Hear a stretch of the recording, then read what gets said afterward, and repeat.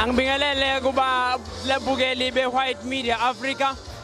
Igama lami ngumuntu omuhle ngwakwamcambi. Umbhali wezincwadi ikakhulukazi izincwadi zesiZulu. Namhlanje ke ngisila kwimpucuzeko nonyaka eyenzeka la eMoses Mabhida Stadium okuyimpucuzeko yesishiyagalombili nonyaka.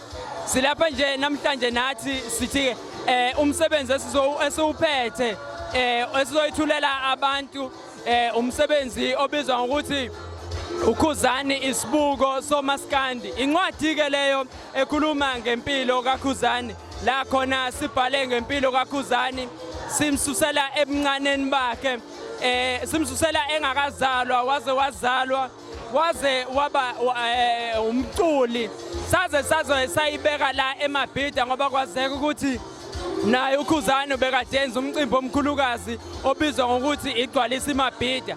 Sigcine lapho ke ukubhala ngaye lencwadi ikhuluma ngempilo yakhe. Ziningi kakhulu ke nezinye incwadi esizozibhala zabanye abaculi bakaMaskandi ngoba sifisa ukuthi abantu bayi-understand bayibone kangcono indima kaMaskandi bazi ngayo ngoba abantu abazi kahle hle ngoMaskandi.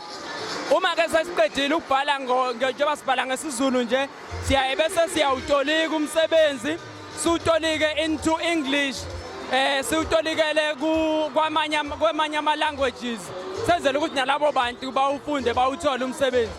Siyabonga kakhulu kuyona i-White Media Africa ngokuthi ixhase kakhulu izinto zethu, xhaseke nabaculi bakaMaskandi, ixhase kakhulu nababhali ke manje njengoba ke nathi sikhuluma sithi singaphansi kwekhampani Iziko Art Company and Publishers okuyikhampani esungulwe yimina ngumfana nje omncane kodwa ke ngabona ukuthi kubalekile ukuthi sipromote izinto zakithi.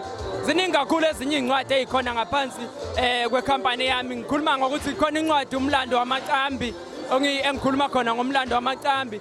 Kukhona enye incwadi ekhuluma eyinovel.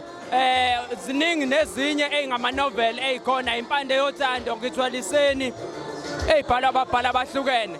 Le ncwadi ibhalwe u-Eric Ngobe ya-edithwa yimina umuntu omuhle kaMcambi yapublishwa yimina ngaphansi kwekhampani Iziko Art Company and Publishers.